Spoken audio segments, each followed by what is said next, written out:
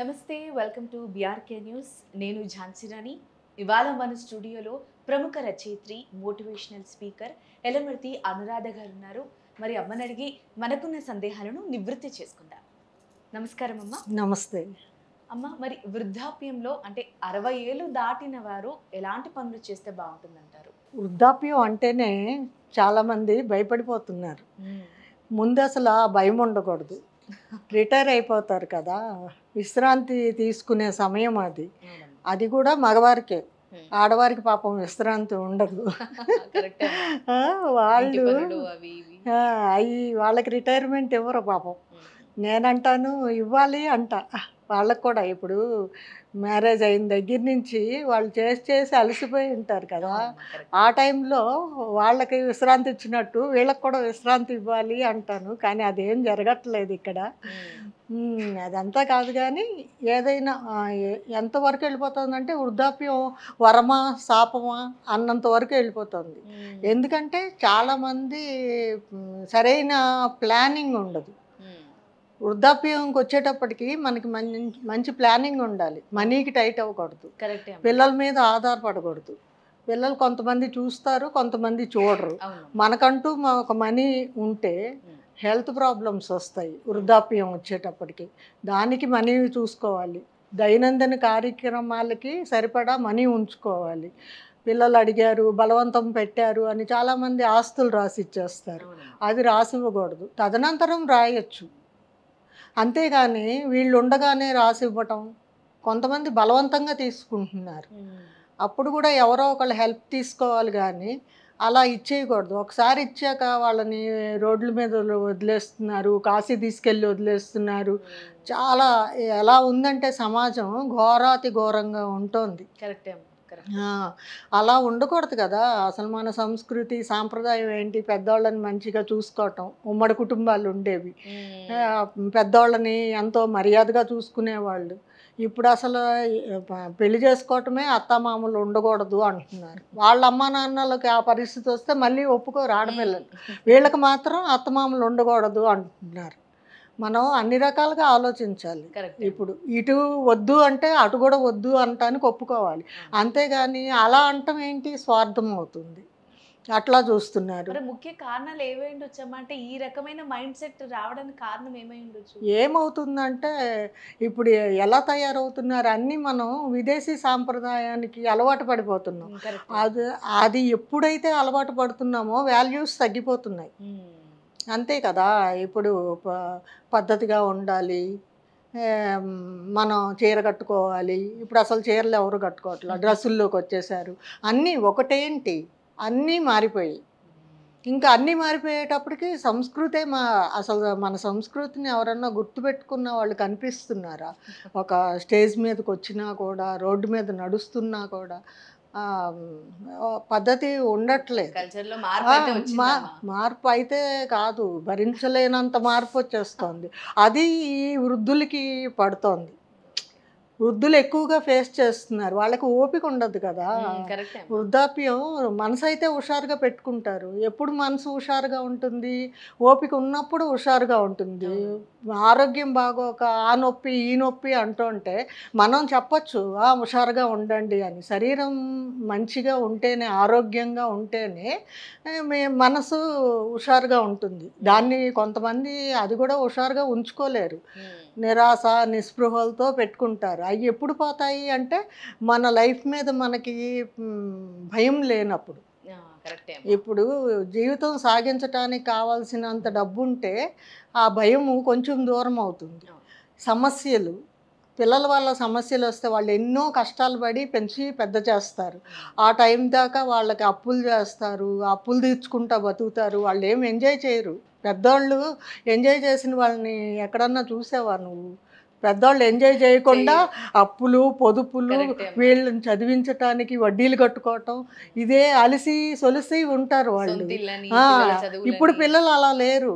వాళ్ళు అన్నీ చక్కగా ఎంజాయ్ చేస్తున్నారు, దాచుకుంటున్నారు, కొనుక్కుంటున్నారు, అన్నీ చేస్తున్నారు. కానీ అప్పుడు ఆ అవకాశం లేదు. అప్పుడు పేరెంట్స్ని ఎంత బాగా చూసుకోవాలి చూడట్లేదు. వీళ్ళు బాగా చదివిచ్చారని వాళ్ళు విదేశాలకు వెళ్ళిపోతున్నారు. ఇక్కడ సపోర్ట్ ఉండదు. కొంతమంది మేము ఎంత డబ్బు కావాలంటే అంత డబ్బు పంపిస్తామంటారు. ఒక్కొక్కసారి మన చేతిలో డబ్బున్నా కూడా సమయానికి కుదరదు. ఇప్పుడు క్యాబ్ బుక్ చేయాలంటే బోల్డ్ సేపు పడుతుంది. ఇదివరకు నిమిషంలో వచ్చేది, ఇప్పుడు అలా కాదు. అదే ఏ హార్ట్ అటాక్ వచ్చినా, హార్ట్ అటాక్ ఏదో వస్తే అప్పుడు ఎంత తొందరగా వెళ్ళాలి. ఈ క్యాబ్లు బుక్ చేసుకుంటూ కూర్చుంటే కుదరదు కదా. పోనీ పక్కింటి వాళ్ళంతా ఇదివరకు మంచిగా రిలేషన్స్ ఉండేవి. ఇప్పుడు అసలు పక్కింట్లో ఎవరో ఉన్నారో కూడా తెలియదు. నేను ఒక కథ చదివాను. ఒక ఫ్రెండ్ గురించి ఎతుకుతాడు వృద్ధాప్యంలో ఉన్న అతను. ప్రపంచం అంతా ఎతుకుతాడు. చివరికి ఎక్కడుంటాడు అతను? పక్కింట్లో చచ్చిపోయాడు ఎవరు అని వెళ్తే ఇతను ఎతుకుతున్న స్నేహితుడే. అంత దిగజారిపోతున్నాం అనమాట. రోజు రోజుకి అసలు బంధానికి వాల్యూ ఇవ్వట్లేదు. ఇస్తే కదా అమ్మ నాన్న ఇదని. నా లెక్కలో అసలు వృద్ధాశ్రమాలు ఉండకూడదు అనేది. కానీ ఇప్పుడు ఇలాంటి వాళ్ళందరికీ కనీసం అవి ఉండటం వలన కాస్త సెక్యూర్డ్గా ఉంటారు కదా. ఎవరో ఒకళ్ళు చూసేవాళ్ళు, ఎవరో ఒకళ్ళు తిండి పెట్టేవాళ్ళు, ఆరోగ్యం చూసేవాళ్ళు అక్కడ ఉంటే. కొంతమంది బాగా లావిష్గా ఎక్కువ అవి కూడా ఒక ఇండివిజువల్ హౌసెస్ లాగా, రూమ్స్ లాగా, ఫుడ్డు అన్నీ ఉండి విలాసవంతంగా, ఎంత విలాసవంతంగా కావాలంటే అంత విలాసవంతంగా కడుతున్నారు. అది మన డబ్బుని బట్టి, మనం పెట్టుకునే ఇదిని బట్టి మొత్తానికి ఎలా వస్తున్నారంటే వృద్ధులంతా ఈ ఇంట్లో కూర్చొని ఎవరు మాట్లాడరు. First of all busy life. పొద్దున్న లేస్తే ఇద్దరు వర్కింగు, పిల్లలు స్కూల్కి వెళ్ళిపోతారు, వాళ్ళు వర్కింగ్కి వెళ్ళిపోతారు, వీళ్ళు ఒంటరి అయిపోతారు. ఎవరికి వాళ్ళు ఎంగేజ్ చేసుకోవాలి. ఇప్పుడు మా అమ్మగారే ఉన్నారు. ఆవిడ ఫుల్ పొద్దున్నుంచి సాయంత్రం దాకా తన లైఫ్ని తను రొటీన్ కింద మార్చేసుకున్నారు. ఏవో ఛానల్స్లో ప్రవచనాలు వినటము, శ్లోకాలు వినటం, పాటలు వినటం అట్లాగా. కరెక్టే అమ్మా. మరి వృద్ధులకి పరిస్థితి రావడానికి ఒక రకంగా మరి తల్లిదండ్రుల పెంపకం ఏమైనా ప్రభావం పడిందంటారా? అందరూ పెంపకం మంచిగానే పెంచుతారమ్మా. పిల్లలు ఎవరు చెడిపోవాలనేసి ఎవరు పెంచరు. కానీ వాళ్ళు ఇప్పుడు పెళ్ళి అవ్వకముందు అబ్బాయి అమ్మని నాన్నని చాలా అపురూపంగా చూసుకుంటాడు. 90% పెళ్ళయ్యాక భార్యని అంత అపురూపంగా చూసుకుంటాడు. అది చూసుకోవటంలో తప్పులేదు. కానీ తల్లిదండ్రులను నిర్లక్ష్యం చేయటం అనేది తప్పు కదా. ఆ మార్పు ఎక్కడొచ్చినట్టు? ఇప్పుడు చదవనోళ్ళు ఇప్పుడు పట్టించుకోనోళ్ళు అయితే పెళ్ళి కాక ముందు కూడా పట్టించుకోరు. కానీ పెళ్ళయ్యాక పట్టించుకోకపోవటం అని అంటే పెంపకం లోపం ఎలా వస్తుంది? ఈ డిఫరెన్స్ చూసావా? జస్ట్ పెళ్ళికి ముందు పెళ్ళికి ఆ అమ్మాయితో జీవితం లైఫ్ జర్నీ చెయ్యాలి.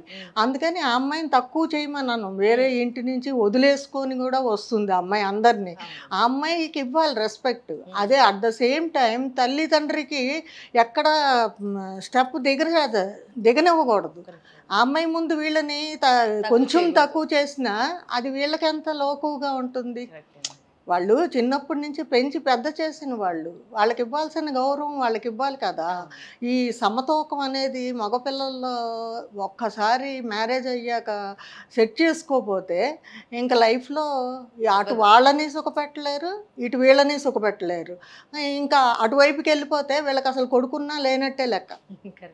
అందుకని వృద్ధాప్యం చాలా కష్టమైందే. కానీ ఉన్న దాంట్లోనే మనం ఏ పార్కుకో వెళ్ళటం, లేకపోతే ట్రిప్స్ వేస్తూ ఉంటారు, ఆ ట్రిప్స్కి వెళ్ళటం ఏదైనా మనీతోనే ఉంటుంది.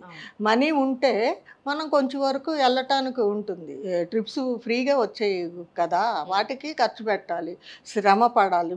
మెట్లు మన దేవుళ్ళందరూ పైన ఉంటారు, కొండల మీద ఉంటారు.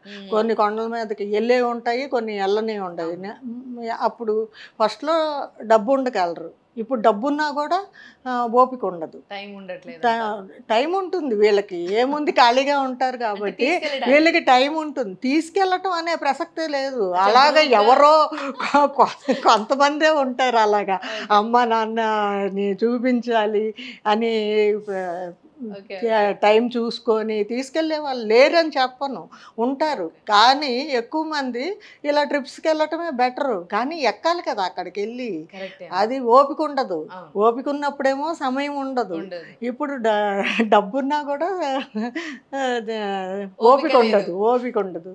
కాబట్టి ఆరోగ్యం గురించి ఒకటి ఇప్పుడు చక్కగా యువత కూడా వాకింగే చేస్తున్నారు. అవును. మా ఏజ్లో అలా చేసేవాళ్ళు కాదు. ఉమ్. ఏదో వృద్ధాప్యం వచ్చాకే ఎక్సర్సైజులు వాకింగ్లు అనే దృష్టిలో ఎక్కువ ఉండేవాళ్ళు. అయినా ఆ రోజుల్లో కూడా ఇంటి పనులకే సరిపోయేది. ఇంటి పనులకే సరిపోయేది. కానీ అసలు అలాగ చెయ్యాలి, ఒక thought కూడా హెల్త్ లేదు. హెల్త్ అవేర్నెస్ తక్కువ ఉండేది. ఇప్పుడు పిల్లల్లో అలా కాదు, చిన్నోళ్ళ పెద్దోళ్ళ అందరూ చేస్తున్నారు. అట్లాగా అదంతా మెయింటైన్ చేస్తే ఆరోగ్యం మంచిగా ఉంటుంది కదా. ఇప్పుడు చేస్తున్నారు, డాక్టర్స్ చెప్తున్నారు బీపీ షుగర్ ఉన్న వాళ్ళంతా కంపల్సరీగా ఒక అరగంట నడవాలి అంటున్నారు. వాళ్ళు అడుగులో అడుగు వెయ్యలేక నడిచే వాళ్ళు కొంతమంది ఉంటారు, మంచిగా నడవగలిగిన వాళ్ళు ఉంటారు, మెట్లు ఎక్కలేరు కొంతమంది. అలాగ చాలా ప్రాబ్లమ్స్. ఏదైనా ఆరోగ్యాన్ని బట్టే ఇదంతా ఆధారపడి ఉంటుంది. ఎవరు నీరసంగా ఉండాలని అనుకోరు. మందులు, విపరీతమైన మందులు వేసుకోవాల్సి వస్తుంది. ఒకటి ఉండదు కదా, ఈరోజు బాగున్నామంటే రేపు ఎలా ఉంటామో మనం చెప్పలేము. కరెక్టే. అదే ముఖ్యంగా ఆరోగ్యం బాగుండాలి. ఆరోగ్యమే మహాభాగ్యం అని ఊరికే అనరు కదా. అది ఉంటేనే మనకి ముందు మనసు ఉత్సాహంగా ఉంటుంది నా లెక్కలో. ఓకే. అంటే అది వృద్ధాప్యంలో 60 ఏళ్ళు దాటిన వాళ్ళు ఎలాంటి పనులు చేయాలి అనే అంశానికి సంబంధించి చాలా చక్కటి వివరణ ఇచ్చారమ్మా. ధన్యవాదాలు. ధన్యవాదాలు.